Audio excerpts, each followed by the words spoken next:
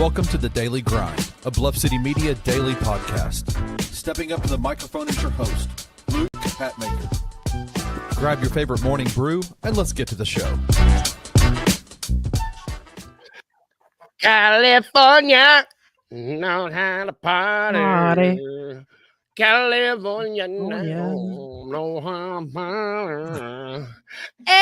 Okay, we're not gonna do that. Welcome. That was gonna be bad. I was gonna scream it. Welcome to the Daily Grind, presented by FanDuel Sportsbook. Good morning, everybody. In the comments, we've already got a busy comments, and I love it. That was a fake stutter. I don't normally have a stutter. Sorry. Yeah, ignore me. It's Thursday, and it's a beautiful day so far, beautiful morning, and we're going to talk shop with Jared Davidson. How are you, sir? Yo.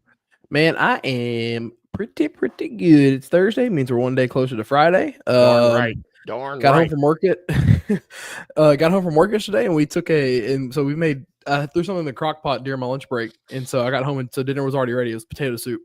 So I got home yesterday. We ate really early last night, and then at around 5:30, I went to rest on the couch and took a 2.5-hour nap yesterday afternoon when I did not mean to. That's my guy. And, yeah, but it was one of the best naps ever. But we're here. Luke, work naps rock. Dude, it wasn't even an intentional one. It just felt great. And Amy was like, "Hey, it's almost 8:00." And I'm like, huh? Excuse me. Excuse me. Look, continuing with our little trying tradition here. I got another question for you today. I love it. This one pertains to Thursday night football, or just Thursdays in general. Oh, okay. So, what NFL team has scored the most points on Thursdays in the NFL? This is including Thanksgiving and any regular Thursday night games. Oh, okay. Is Edward in the comments? He's not, is he? No. Is it the Green Bay Packers? They are third. Okay. Is it the Cowboys? They are second. Oh my God, who's first? Now I don't know. I didn't think of another team that plays every single Thanksgiving. Yes. Oh my goodness. Detroit has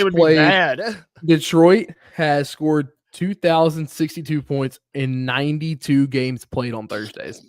That's so many Thursday games. They have played the next highest Thursday total in games was the Cowboys with 1,757 in points. They played 70 games. So the Detroit Lions have played 25 more Thursday games than the Dallas Cowboys. Holy cow, that's absurd. I thought about the Cowboys, and I was like, they were bad for so long. I remember they played on Thursdays, but surely that's nuts. It's insane. Oh, my God. I love it. I like that and Edward didn't have to see me lose or guess the Packers first, so I appreciate that. Well, your Bears are fourth. Yeah, they are. They we played a lot of Thanksgivings, but then when we're bad, we get it taken away from us when we're bad. They're like, no, you lost. Meanwhile, Detroit and Dallas always get it. That's what I'm saying. They've been bad forever. America's team, whatever. I do wish they would switch up the Thursday night games every once in a while. Or the Thanksgiving games every once in a while. Just give us, and they do a good job of, we're turning into our old man soapbox moment. I like it. They do a good job of making the opponents of those teams pretty good, but just make it. I don't know. I don't know. Cowboys Raiders several years ago was awful. Oh God, we'll forget that one. Other than that one, oh my God, we'll get back to football. Man, I like this. I'm 2 for 1. I'll get better. I did homework on Mounties last night. I just was like, I'm gonna have another Mountie question, and now I just know a lot about Mounties for some reason. Let's briefly. Oh, there's Edward. Edward, my guy. Yeah, Packers, man. I guess Packers first. I'm outing myself. You're welcome. The training camp. We are heading into day 3. Continuing in Belmont in Nashville. This is cat's going crazy. Is this the last day in Nashville? They're just 3 days in Nashville, right? Either today or tomorrow. Okay, so they're going to be coming back to Memphis. It's been a quiet, all things considered. No news is good news. Exactly. We're not getting any news like, oh, someone. I'm not even gonna say it. Stop. Yep, I'm gonna stop. We have been getting, and you mentioned this right before we came on. There's been some Cedric news, some C squared Cedric Coward news, just quotes. That's basically what this is. It's just us talking about quotes. Yeah, I mean, it's kind of something we expected someone was gonna have to do it, and I guess a lot of people figured GG would kind of slide into that 4 role right now. But I mean, Cedric has the opportunity with his physicality from what Coach Isolo said. Early season has the potential to slide into that 4 spot now with the injury, especially to Brandon Clark, and Jaren's status is still kind of up in the air for opening day. He said he wants to play opening day. That's his goal. He's getting shots up. He's getting shots up, but even if he doesn't, I think we'll still see some early Cedric Coward minutes and see how he can be physical at the 4. I do like where he can take kind of what Brandon Clark did, not a big sized 4, but what Brandon Clark did with him being physical, being really more bouncy. Rebounds, finishing at the rim. I feel like Cedric can be an expansion of what Brandon Clark was for this team. I say was, like he's not on this team. Like dog knocking things off my desk. He's like, no, don't you say it about Brandon. But I mean, it's just a chance to fill that role and expand it a little more. And honestly, it'll add another wrinkle into Cedric Coward's game. I couldn't think of his name for a second. It'll add another wrinkle, and I think the other like again, training camp quotes, because we haven't really seen a 5-on-5 who's wearing what jersey yet or whatnot. Mm-hmm. But another thing is what Coach Isolo said about this defense. What he wants it to be is about it wants it to be unpleasant, like going to the dentist office. So it's very descriptive. I mean, I think everybody and their mother knows what that means, and it's awful. He wants the defense to be awful for other folks. He wants the defense to be insanely good to where teams absolutely hate it. And that's what you should always want. 100%. I mean, if there's anything that I would say has come out through the 2 days of training camp, I think it's this. There's just been a lot of good vibes about Howard. It's really been good to see, especially, we do have preseason basketball today. Yeah, man. We're going to, we'll hit briefly about that. We got to talk Sixers, unfortunately, when we talk about Quentin Grimes. It's in Abu Dhabi, I think. We'll crazy. We'll come back to that, I guess. Knicks are going to wipe the floor with them. One thing that we do get, other than quotes out of training camp, is we get a lot of you do get a lot of good photos. A lot of good photos of people looking good shooting the ball. And I saw this yesterday. This was Bleacher Report. They posted this article. It's like every team's biggest problem and then training camp. Thank you for the content. I appreciate it. They brought up this really interesting question, which I have seen online on the webs a little bit. Yeah. And it makes sense because we lost Desmond Bane. But there's a hole that needs to be filled, with the Grizzlies' third scoring option. I'm sorry, Rusty wasn't here to do it. Who's going to be the Grizzlies' third leading scorer? Because we've got Dez is gone. Yeah. And someone's got to do it. Yeah, someone has to do it, or someone's. Bingo. I've told Rusty this. I have been of the fact of go the Moneyball route with replacing that third option in Desmond Bane. We're going to replace him in the aggregate. Good old Moneyball from the Athletics. Great movie, by the way. Billy Bean. But it's not to a point where you're looking for a true third scorer, in my opinion. You have KCP. You have a Jalen Wells who's going to be in the starting spot for a while. You have a Zach Edey. You have those guys where you're not really going to need to be a true 3-level scoring team. And by that 3-level scoring, I don't mean, down low, mid, and three. Just like, 3 different guys. John Jaren's your top 2, 1A, 1B, whatever you want to call it. Ja's the leader of this team, and those are the top 2 guys. You don't necessarily have to go on and say, hey, KCP, you're going to be straight up just third scorer. Or Jalen Wells, you're going to be straight up third scorer. Same thing with Zach Edey. What Coach Isolo wants to do, and with the emphasis he has so far put on Ja and Jaren and what he wants them to do, is going to open up the floor to where you're going to see, I think, the total team points per game or points rise, as opposed to where you have the option as a Desmond Bane, where you're getting 3 guys scoring 25 a night. Sometimes I do think we'll have nights where it'll be KCP, Jalen, or Edey that'll score 25 and be that third scorer or whatnot.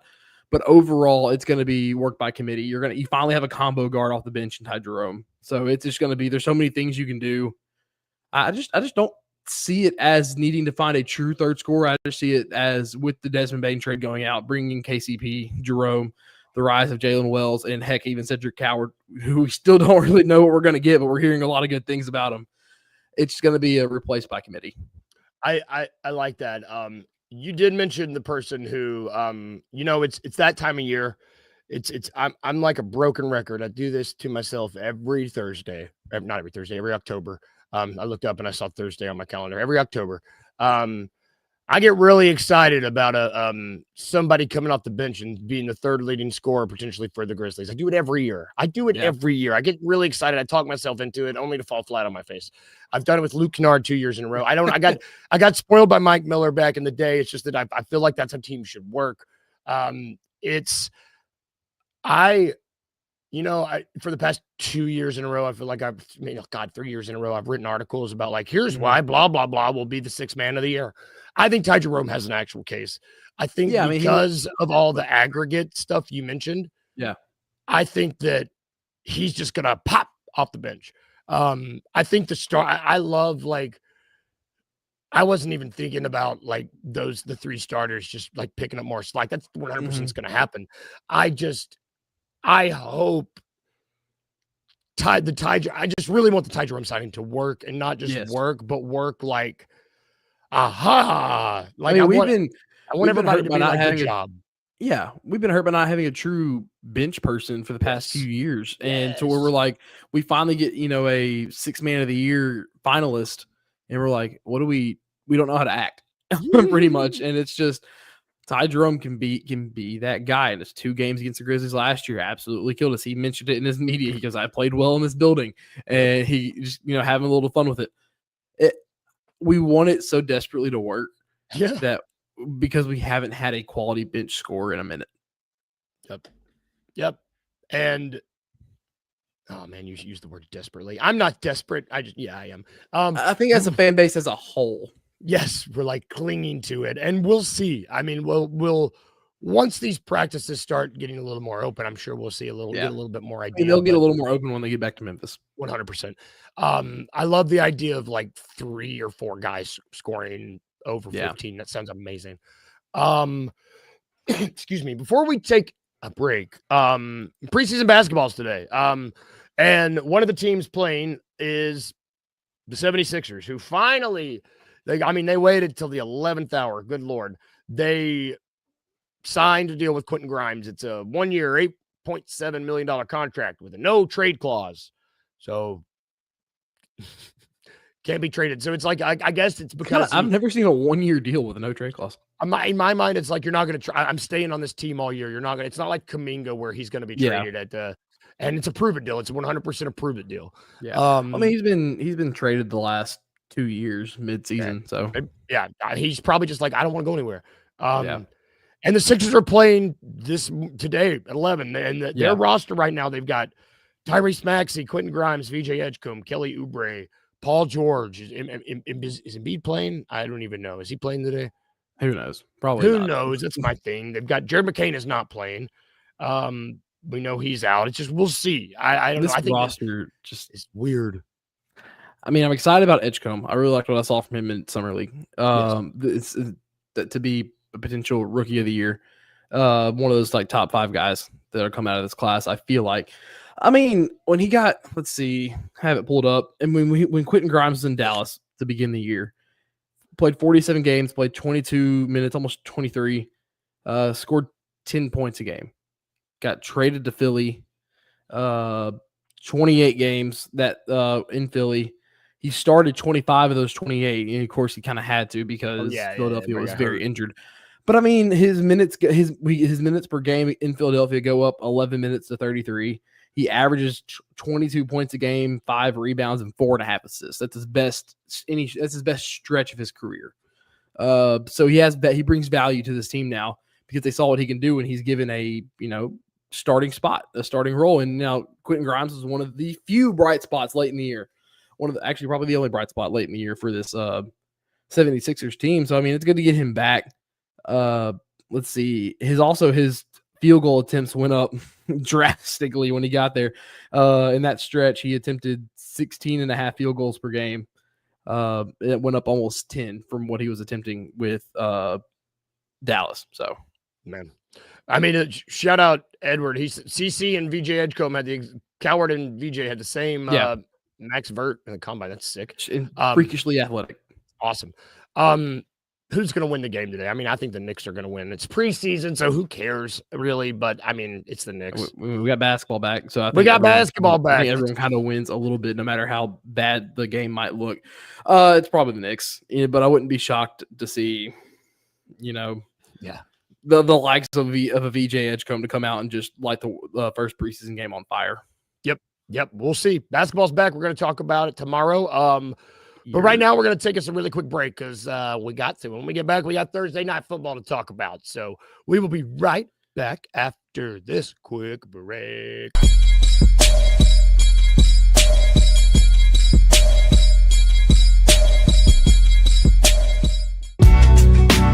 In the heart of the Highland Strip for 27 years, Trilogy Tattoo has helped tell stories for Memphians for generations.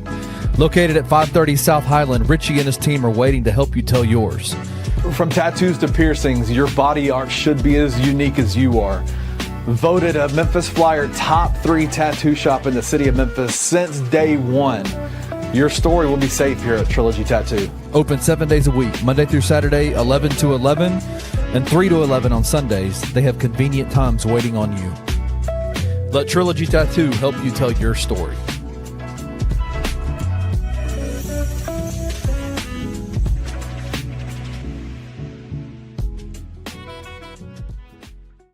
It's wild to see that they've done it again at the running back position. Imagine Brendan Sutton, and Greg in a split backfield shotgun together. Like, if you're a defense, like, what do you do?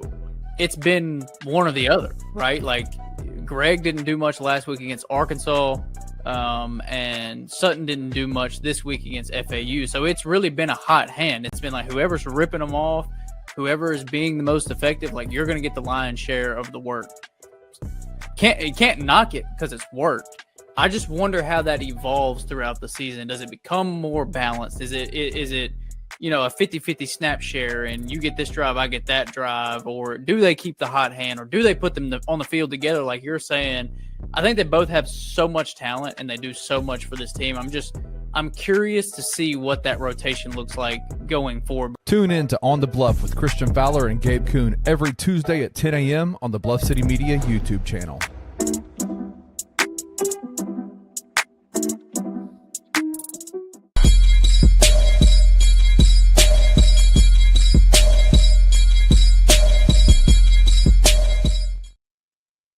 And we're back. We are back. Go get tatted up if you need to at Trilogy Tattoo. They are sponsor of the show. Also, go to Grind City Brewing. Have yourself a brew. We're not having a watch party this weekend, but you can still go get a beer. Why not? Have you a weekend beer? It's almost the weekend. We are also presented by FanDuel Sportsbook, which if you want to head on over there and follow along at home, we are going to be looking at the Thursday Night Football. We're previewing week 5. It's the 49ers at the Rams. And like I said, we're getting these odds over at FanDuel, and they have, man, this is interesting. They've got, if you're taking just a straight up money line, the Rams are favored. The over-under on this game is 46.5. The money line, Rams are favored minus 330. The spread is 7. So the Rams are getting a touchdown. This game's at LA. In LA. Yeah. So I don't know. This is back-to-back Thursday night games where we've had the NFC West. Which is great. I mean, right now you look at the division odds. Rams are favored to win the division minus 105. Yeah. The Niners are right behind them plus 230.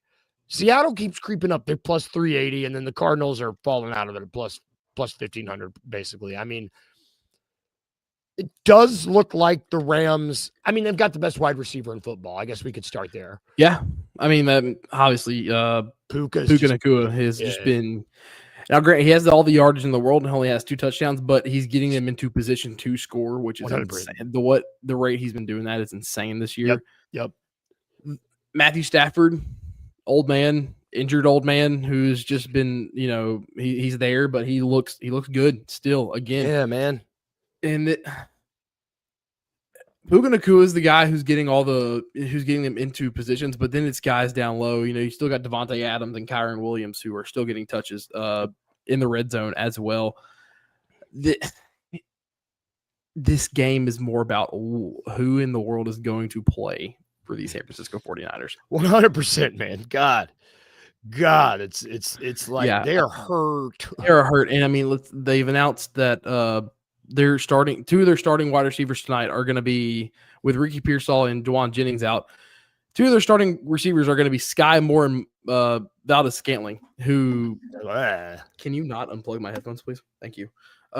He hates it too. He hates it too. It's like, Dad, they suck. But Brock Purdy's out again, so it'll be the Mac Jones show again. Christian McCaffrey's going to play, so that's why this game could still be competitive. Yeah, that's it. This game feels like it's being wrapped up into a bow, and it's going to be handed to the Los Angeles Rams because for the second straight year, the 49ers just are injury prone and awful. I mean, granted, there's a 3-way tie at the top at 3-1 with Seattle, Los Angeles, and San Francisco. So it's just this division's going to be close. Tonight will probably end up being close in the fourth quarter. It'll probably be like last week where it's just kind of like a slow game where the Rams are up and all of a sudden Mac Jones throws together a couple drives and all of a sudden you look up, it's a 1-score game. Yep. And then he throws a pick or something. Nothing. This game, I will watch this game because, it's the Rams 49ers. It's a game that's been historically pretty good recently. Yeah. Yes. It's just it's hard when some of these Thursday night football games, knowing the circumstances around them, especially with the injuries that the 49ers are dealing with once again. It's tough to get up for a game like this and just get like excited to watch a game. Like I've always kind of liked the Rams, even because like they were in St. Louis. We grew up in a big St. Louis sports market. Yeah, you're not in it, but like as a fan with the Cardinals and Blues. So the Rams do have a little like a special place in my heart, even though they left. I just don't have much excitement about this game, even though both teams are 3-1. Yeah, I think that the Niners are you look at the records and you see they're 3-1 and you're like 3-1. It's like a question mark at the end of that because you're like, whoa, how are they 3-1? And I just in my mind, I do think it could. I mean, it's either going to be a blowout or it's going to be close in the fourth. And also comments are saying take the under. I really think the under's hitting that game. Yeah, I mean the Rams got a good defense too.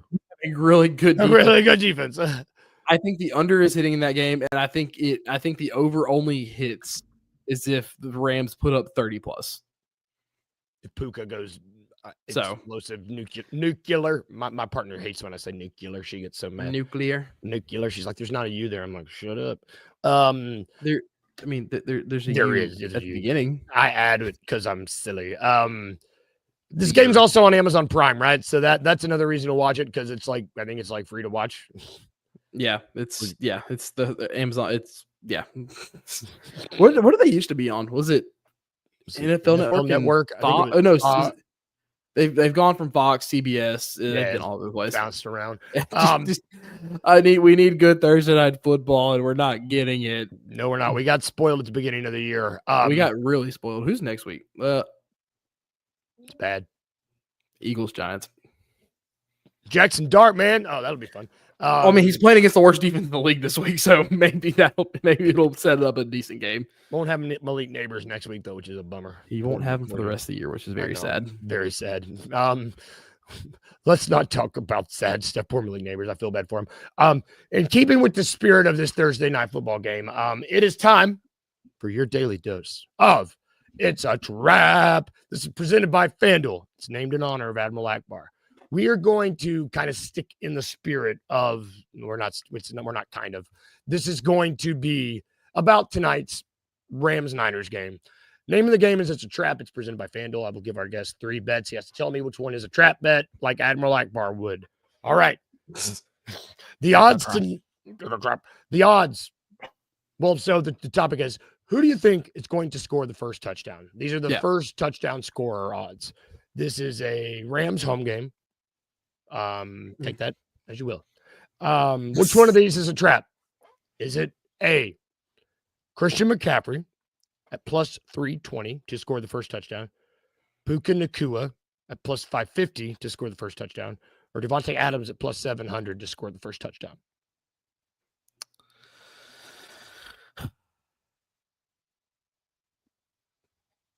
Is it CMC? Is it CMC? Brother, man, you've been on a roll. You've been on a roll. It is. I didn't like, dude. I was trying to think in my head. I was like, there's no logic to think about for a first time touchdown score because it's like a 50% chance. It's literally a 50% chance of who's going to get the ball first. So I'm like, you know what? I'm just throwing out the one that first pops into my head this week. Man, I love that, dude. And you stuck with your gut. So Puka and Devontae, those odds are good. I swapped Kyron out with CMC. Okay. So Kyron Williams, which in the comments there, he's the favorite to score the first touchdown in this game. I mean, if I guess they're assuming Rams get the ball, probably will. I mean, it makes sense. CMC still, he's got the highest odds for a member of the Niners, which probably because we couldn't. I mean, who's the second? Sky Moore. Didn't know he was in the Sky league. Moore is like wide receiver 1 tonight. That's crazy. It's literally it's the Super Bowl receiving core for the Chiefs that won it in 23, I think. Whoa. Yeah, because they won the Super Bowl. They won the Super Bowl with Sky Moore and Valdez Scantling that year. Whoa. I mean, they still had Kelsey and Hill. No, they have Tyreek. No, that was well. When did Rashee Rice get to the league? He may have been on that team, but Travis Kelce was still a viable tight end at that time. That was the year where he was like the most. And also, too, Pacheco had like his breakout, toddler run where like he just like straight up angry running the entire way, and everyone's like, "Oh my gosh, this guy is insane."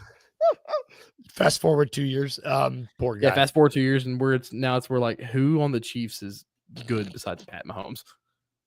I plead the fifth. That's gonna do it for our show. Xavier Worthy. There you go. Oh yeah, Xavier Worthy. Forgot about him. That's gonna do it for our show today. We're gonna have a full episode tomorrow. We're gonna talk college football. We got a whole. I mean, there's a lot going on. We gotta going back to Memphis for training camp. We got basketball. We might even talk baseball because October's here. We got baseball. Yeah, you got 3. Let's see. Real quick, the wild card series are concluding today. You had who swept? It was the Dodgers. They swept the Reds last night. The Reds. Yeah, and then you have 3 game 3s today, which is Yankees Boston. Yeah, you got Yankees Boston. So you got a couple good rivalries. You got Yankees Boston, which have been 2 good games so far. Yeah. You had same with Guardians and Tigers, who the Tigers blew that 10.5 game lead in August. Yep. Or September. And that game's going to be, it's a game 3. It's going to be a fun one to watch. And then the other game 3 is Cubs and Padres, which has been 2 good games so far too. Go Cubs, go! Go Cubs, go! No. Hey, Chicago, running in. Oh yeah, we're talking baseball tomorrow. I forgot. Oh yeah, we are. Yeah, it's whether you're sad or not. We are going to. That's right. Whether I'm sad or not, we will be talking baseball. I mean, it should be good. I mean, I think the only divisional series right now that's locked up is the Phillies and Dodgers, which will be pretty ecstatic. And then that's gonna be good. That's gonna be a fun 5-game series. I think that one goes all 5. And then the Brewers, I think they're waiting. Yeah, they're waiting on the winner of Cubs and Padres. Yeah. And then what's it on the other side? Who's the number? I don't even know who the number 1 seed is. Oh, it's Toronto. The Blue Jays. Yeah. It's the Blue Jays. And so 4-5, I believe that is Yankees and Red Sox. Yeah. So I think they'll play that. The Blue Jays will play that winner. And then the last Tigers and whatever that series. Tigers and them. The Cleveland team, Guardians. There you go. They'll play the Mariners because that's 2 on. Oh yeah. Oh man, we got a good series. Yeah, we have a lot of good. This is a good postseason. You know, like looking at it just on paper, some of the teams some of these teams don't usually make it, but that's what makes baseball fun. Dude, especially we might preview. So you know what, I'm preview tomorrow's episode. We'll preview all the y'all are getting a live talked out version of Luke and I's text on the Wednesday through Friday. You guys are getting sneak peek. We'll be previewing all the next rounds of baseball. Rusty will be happy about that. I haven't heard Rusty talk about any kind of. I mean, Drew said it yesterday. They hate the MLB on the $2 Sports Show, which understandably so. But I haven't heard him talk baseball since the College World Series on this on Bluff City Media. So it'll be fun. Yep. So come here to talk baseball with us. We'll also talk football and we'll talk basketball. We're getting the big three. They're the big three. It is. It's a triangle. The daily grind. You have hockey in there too, which they start, I think, this weekend. Yeah, we'll get ready for hockey soon. But go Preds. I don't know. We'll go Blues. We'll talk about that later. Everybody, no, sir. Everybody have a good day. If you're going to work, have a good day at work. If you're staying home, stay safe. Remember these 2 things. Remember to have a good day today. Well, that's not what I'm going to say. Remember to be a little weird. I repeated myself. It's almost Friday. Be a little weird like I was just now. And remember to smile. Bye, guys. Have a great day. See you tomorrow. Thank you for listening to The Daily Grind. If you enjoyed this episode, leave a rating and a review wherever you download your podcasts. Also, like and subscribe to Bluff City Media's YouTube page. We'll see you back here next time.